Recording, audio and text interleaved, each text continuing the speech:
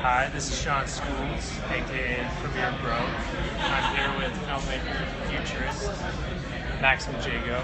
This is Premiere Pro World, Adobe Video World, day one. We're at the Creative Jam session, and we're just going to have a couple Q&As with Maxim here. Maxim, you are a futurist. Yes. Could you just unpack that a little bit? What does a futurist mean? Well, part of the work is just making stuff up in ways that are convincing, so that people believe that that you know what you're talking about. But the gist of it is that you identify trends, you look at what's happening right now, and where you see things developing, and try to forecast where we're going to be and when. So I've been speaking, for example, a lot about new energy systems, artificial intelligence, new socioeconomic models, that kind of stuff. But where I began this was looking at media technology. So, for example, one of the things I've been speaking about lately is the merging of technologies like drones and artificially intelligent camera operators, and you've got these NFR tags that can get a camera to track view. So what I'm looking forward to is AI camera operators where you say, okay, follow that person in a mid-shot, for example. But it's not just framing a mid-shot, it's actually looking at the background and identifying the composition and giving you a good mise-en-scène. And this already happens in games like Grand Theft Auto, where the camera is reframing itself all the time to make a compelling shot. And I see no reason why we shouldn't have AI camera, physical, real-world camera operators doing the same thing. So that's the kind of stuff we talk about. I mean, that's a lot of that is just so far over my head. Well, it's just going to be really awesome. And it adds a lot of credibility to you and your perspective. Is there a way you can tie this future perspective and anticipating trends to Premiere Pro? Or absolutely, yeah. Because if you look at the things like AI camera operators capturing media for you is pretty straightforward as far as post-production is concerned, because it's still going to be just media. But where we've got new challenges is, I recently had my hands on the first 8K RED camera. So it's a lot of pixels, and you have to find ways of managing that amount of data and just dealing with the medium. And so that's a challenge that you face in your non-linear editing system in Premiere Pro. But we're also now looking at VR, and there's enormous demand coming in the near future for 360 media. Right now, there aren't really there's a couple of options for VR headsets. You've got the Samsung Gear, for example, is a thing that you can get. But most of the new technologies are probably not going to hit till early next year. But when they do, we're going to have these fantastic new platforms. And I think it's the first genuinely new medium that we've had pretty much since color. So, and by the way, stereoscopic wasn't new. They actually filmed the Queen's coronation in stereoscopic. They knew that we didn't have any way of playing it back, but they figured that one day we would, so they filmed in film with two cameras with interaxial distance, and they shot it so that one day, and now you can see it on YouTube, you can actually watch it in 3D, watching the cameras go past. So that's not new, but being able to turn your head in any direction is. The question is, what do you do with that in your non-linear editing system? So we're still actually, there's a guy here, Dave Helmley, who really knows his stuff. He says it's a science project. We're still working out the details and establishing the standards between the different companies. But at the same time, we've got HDR. Now, the high dynamic range, most TVs at the moment, you can measure light in a lot of ways. Very often light is measured in nits, NITS. And a domestic TV will go to maybe 100 or 200 nits of brightness. We're now looking at TVs that will do 2,000 nits. In fact, the new standards go up to 10,000 nits, which would be really dangerous. Your eye would burn at home looking at that. But what do you do in post-production to manage high dynamic range, very, very bright content with deep shadows? And how do you manage that on a screen that may not even display high dynamic range content? And how do you manage working with high dynamic range content that you're also going to show on regular screens? And these are things that Adobe are dealing with. So we've got some support for HDR and Premiere Pro coming up in the next release. It's already coming. For anyone that's just tuning in, we're talking with Maxim Jago, filmmaker, futurist. We're talking about virtual reality. We're talking about HDR, trying to anticipate trends in post-production. So going with HDR, Yeah.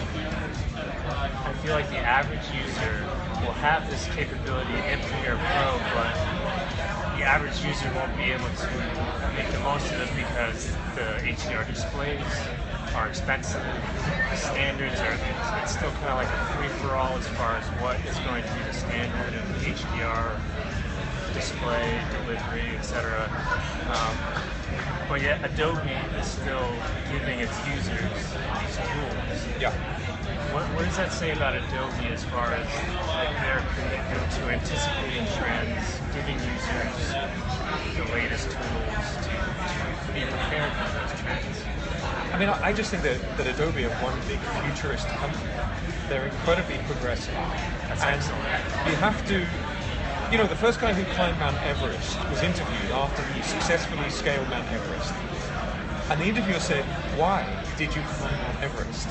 And the guy said, "Because it was there." And we're in the business of creating a compelling experience for audiences. And really what that means is generating ways for people to see and hear things in order that they feel things. Now, the more that we can recreate the perception of reality for people, the more compelling the experience. So our eyes actually have a much bigger dynamic range than regular TV screens. In fact, as a filmmaker, you're always battling with the limitation on the screen. So if someone comes along like Dolby and says, actually, you know, we have this technology where we don't really know how it'll work out, but we're pretty sure that we can make screens with a much bigger dynamic range that pretty closely matches the human eye. Just like Apple were talking about retina screens, and they say, why bother? And now we're moving towards this 8K. I think we're going to cap it about 8K delivery, because there's no need for a screen bigger. Yeah, we will, because 8K on a screen as big as the biggest wall in your lounge, your living room, is retina.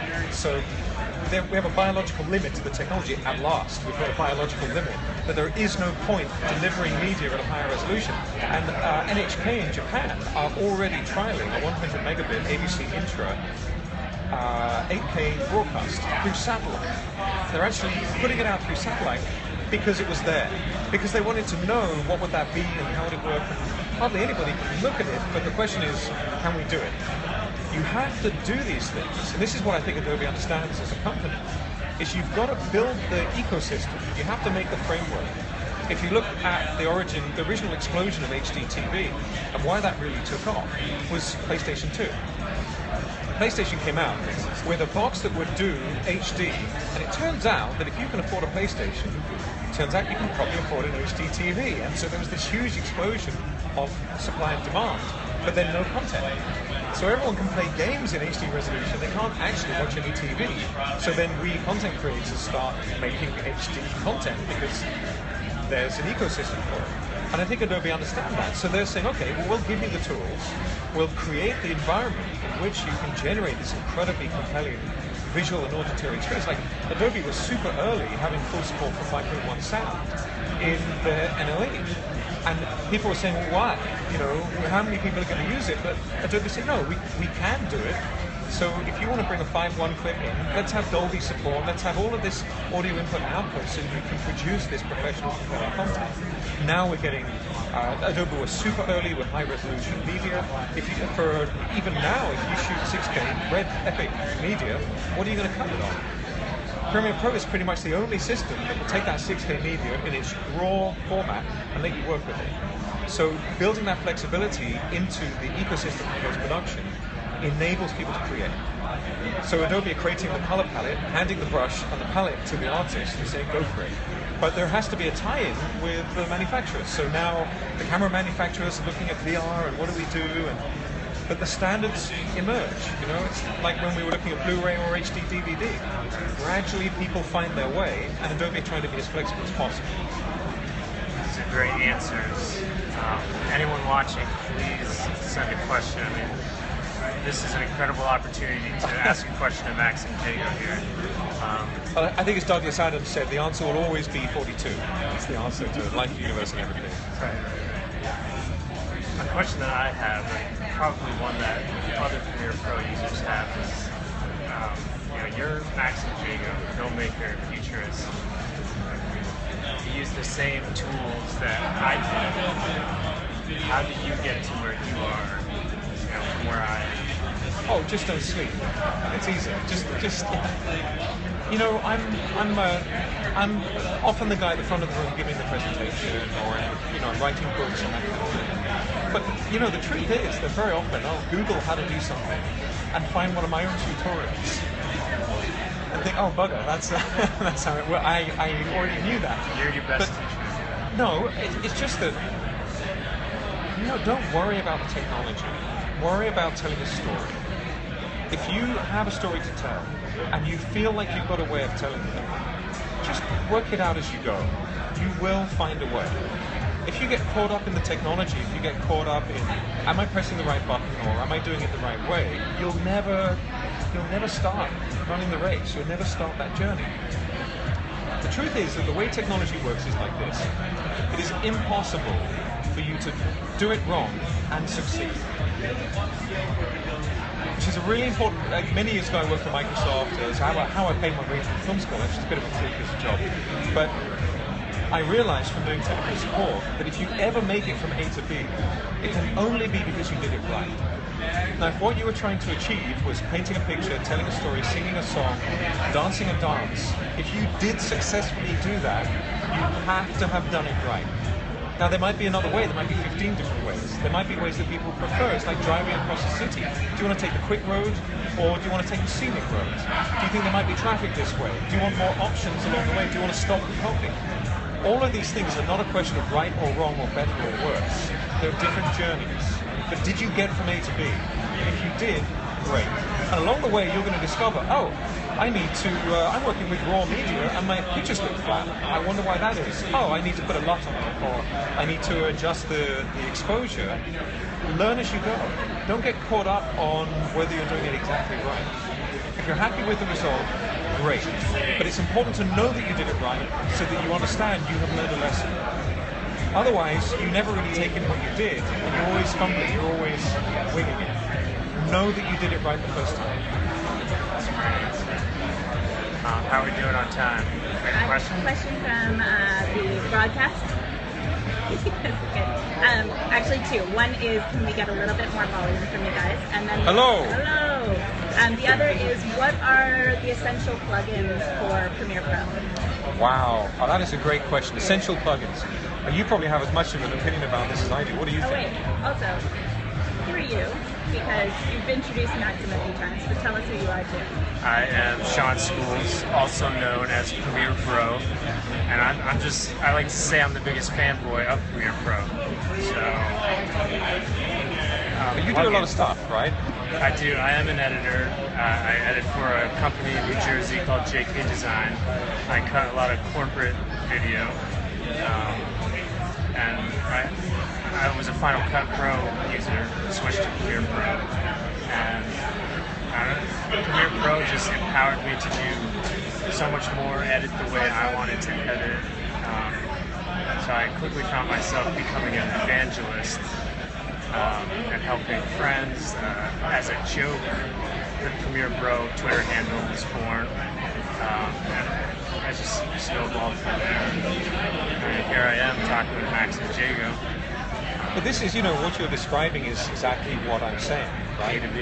You started using it, and it's great. And you start building your skills with it through practice, and you've enjoyed doing it. So, your experience is all valid. I've read a bunch of books, but you learn so much more. Like the keynote that we saw here, I loved. So there was a keynote we saw earlier where the filmmaker decided for aesthetic reasons to lock off all the shots. And it just so happens that if you're doing, anybody who does motion graphics or anybody who deals with compositing or layering, if the shot's locked off, fantastic.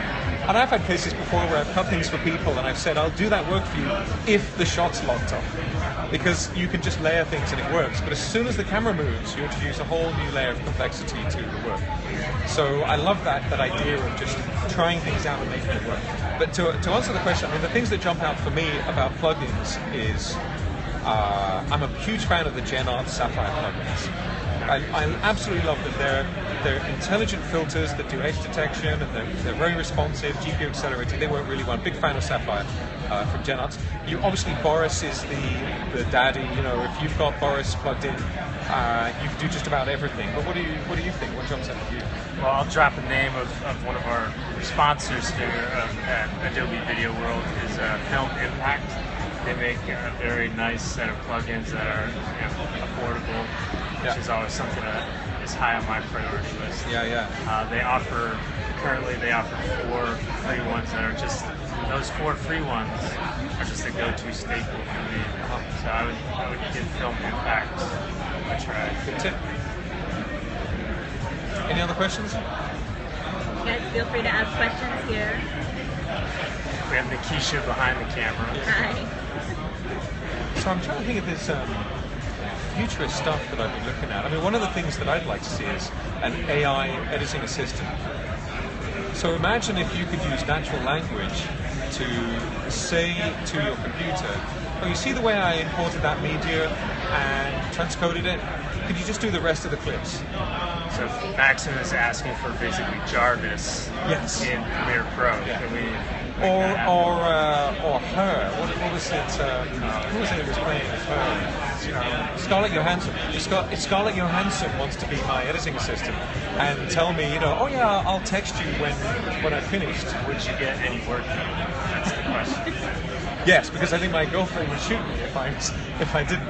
But I think what I want to see is more intelligence in the system doing the work for us, more identification of media, more autonomously generated metadata. But one of the things that we're encountering as a problem with that is that it turns out that if you want AI to be able to greatly identify things, like visually, you need to give it about 200,000 images. And there's a beautiful TED talk. If anyone doesn't know TED.com, you should know TED.com. It's amazing. They gave a TED. Have you spoken for TED? Oh, it's my dream. Yeah. If anybody's working for TED, I have my session already worked out. I'm writing this metaphysics PhD at the moment about the nature of being, and I would talk about what we know so far and what to do about it. And the answer is to get on with it. We don't know what we're doing, but just get on with it. So they were talking about getting an AI to identify pictures of cats. If you want the computer to recognize a cat, you think, well, it's easy because you can just see the outline of a cat. But what if the cat's lying on a bed? Or what if the cat's in a tree? What if it's 2 cats? So they worked out that the way children learn to recognize cats is by showing them 200,000 images of cats. And so now that's what they're doing, is they're beginning to feed into AI systems millions of images, millions of references, so that they can begin to piece together the pattern recognition to identify things. Now, fast forward 5-10 years from today, and we could be in a situation where you can say to the AI, I saw a shot of Sean earlier in a boat. Can you find me that shot? And your AI says, is it this one? In natural language, speaking to the AI editor's assistant. So I see this coming, because if you look at what's happening with AI, robotics, and energy generation, we're looking at graphene superclusters now to power robots. It's pretty scary. It's all coming in the next 3 to 5 years. We're going to begin to see the implementation of it. And I know Adobe are working on a lot of systems like this with integration with third parties. Yeah, with new technology and with every new release of Premiere Pro, there's always that tension. It's like, wow, that's such a cool tool, but that's going to replace me. But essentially, you're replacing an assistant editor. But not really, because sometimes you need to argue with somebody. You need to argue and debate, and so it's interesting. I'm forecasting that 3 of the 4 table legs of the global economy are going away within the next 25 years. But the one that remains is consciousness. The one table leg of the global economy that we don't have a way of replacing mechanistically is thought, because we don't know what consciousness is. We don't know what the mind is. In fact, I'm producing a documentary at the moment about telepathy. And the research that scientists are performing in this area suggests that there may only be one consciousness in anywhere, and we all may be pieces of it. So what does a robot do with that idea of interconnect. It's a documentary about telepathy, and it looks like we are all connected. There's a lot of really amazing science to be done in this area. Very, double-blind auditive tests that are very compelling evidence. How does a robot do that? The answer is it probably can't.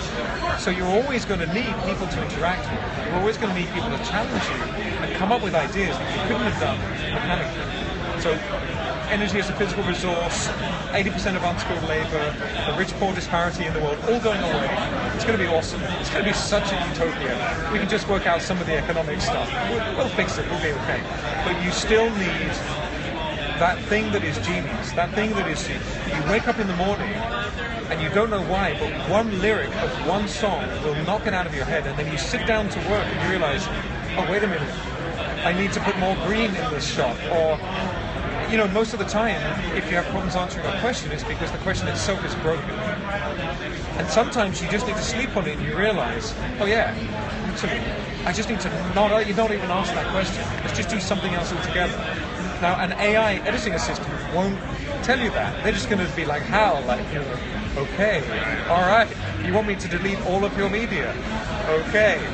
Years ago, a good friend of mine, when I was at film school, we were working on a system where if you click once, it selects the thing. If you double click, it selects a group of things.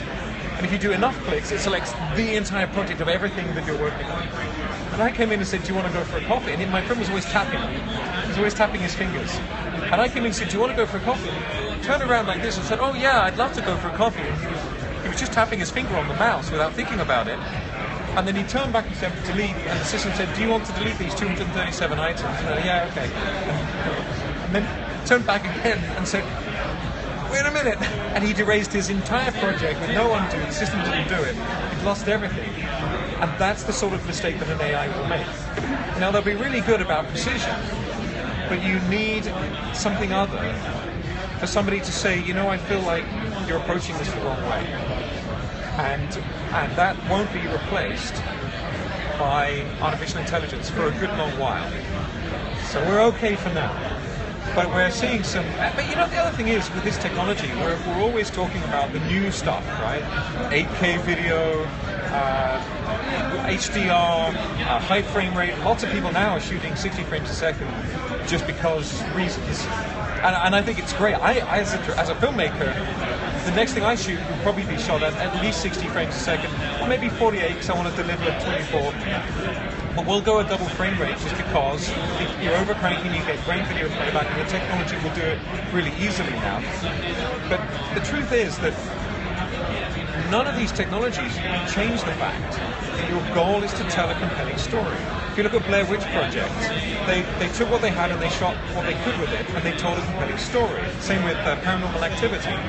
It's not about the technology. What companies like Adobe are doing is removing the barriers to the creativity. So you just don't have to think about it. Don't worry, we'll work it out, we'll play it. Put the stuff in the timeline and get cutting. But we have to not fixate on the technology. We have to let the technology get out of the way, which I think is what Adobe are trying to achieve. Get rid of the tech in your mind so that you can focus on the flow part of the workflow, so you can focus on moving your audience. So, for example, a lot of people don't talk about, we get so caught up on technology on set. As a director, I love working with actors. But for me, my job is to make sure that that my cast are giving me an authentic performance. My job is to help them feel something true. So, and unfortunately, a lot of actors today are having to do this work for themselves because directors don't know how to do it. But if I can give that to the actors as a director, a real emotion, then when the editor comes to work with the media, they've got too much amazing stuff. And now it's not saving the project, which you must have seen so many times, especially cutting corporates. I've done my fair share. I've done my duty as a corporate editor. Any other corporate editors out there? We're feeling your pain. But, you're not creating, you're saving, right? So you get a lot of photographers move into shooting corporates. And I cut something before where everything was 3 seconds long. Every shot was 3 seconds because the camera guy went, okay, I got it. And then, I got that too. And then the entire thing was slow motion. But the brief was to make it fast action and dynamic. So I had the video, it was like a 1980s horror movie of things sliding into the picture and you're saving the film. But if you create great content on location, then your editor can create something wonderful with that content. But as a director, your job is to create the space, hold the space, create something true. Look at what the Coen brothers do. Look at the work of the Coen brothers. Wow. Have you seen No Country for Old Men? There's 2 shots in No Country for Old Men where literally nothing happens. Where the 2 lead guys, different parts of the film, the 2 lead guys are literally sitting and doing nothing. They're thinking. And the camera tracks in. That's all that happens. The camera tracks in. It's a long, 10-second scene, each of them. And you know that they're both thinking, I don't know how to fix this problem. And you feel it with them. It's like Eisenstein said, blank face does it all. The Coen brothers understand that it's not about the journey you take technically, and it's not about the journey the actors take, or even the characters take. It's about the journey the audience takes. So you have to make sure that you produce the content to allow your editor to create that. And so increasingly I'm seeing now the bell curve of production is a lot of pre-production so that your post-production works with a little bit of production in the middle. We got to do some productions, we're going to shoot some stuff, but actually it's about preparing the production for the post-production. And again, I'm a fan of Adobe. With Adobe technologies, it just tends to work. You can stagger your way through and it'll probably be okay. And that's because there's a lot of great technology in the background. I love that technology, Adobe, specifically Premiere Pro, there's that duality of like the new tools come out and we get so captivated by them. Like LUTs, for example. LUTs are like the new currency of color correction. Capture app. Right, yeah. And yet technology is supposed to fade into the background. To become a medium to tell the story. And I think, again, speaking as a switcher, someone from Final Cut Pro, I felt that Premiere Pro not only kept up with the technology, but somehow is able to remain transparent and let the editors really drive story. Well, look at Remix in Audition. Check out Remix in Audition. So it's coming soon, very soon, but there's stuff online about it. You can see about it. How many times have you had a scene that is 45 seconds long and a 1-minute piece of music, and the director says, oh, well, just kind of shorten it. That can take hours and hours of blending and merging and taking pieces. No, not anymore. You go into Audition and you say, make that 45 seconds, and Audition analyzes the audio in moments, identifies the format, the timing, the beat, the rhythm, and invisibly, if I can use that word, synesthesiastically, if that's a word. That's a word. I think it just seamlessly is probably a better word. Just cuts up the audio, rejoins it, blends over the joins, and now you have a 45-second piece of music.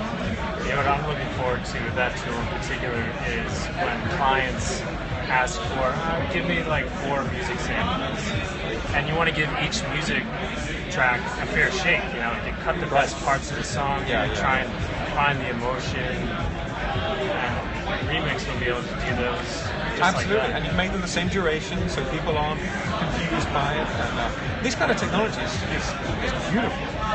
And there's a lot of that sort of thing in Premiere Pro, dealing with multiple image resolutions and just laying them out on the timeline and blending them together so that you don't have to think about it. So you can share all of your media. It's working out pretty well. Well, just to wrap up, this is Sean School's Premiere Pro with filmmaker and futurist Maxim Jago. We are closing this Periscope from Adobe Video World. And Creative Jam. Please tweet at Premiere Pro any questions. I'm here for both Premiere Pro World and Adobe Video After Effects World. Love to try and get your questions answered. Tweet them at Premiere Pro. Maxim Jago is also on Twitter at Maxim Jago. Yep. Any questions? Send them over. New jokes. Any other resources we can point listeners to? Thank you for joining us. Appreciate it. Stay tuned for more.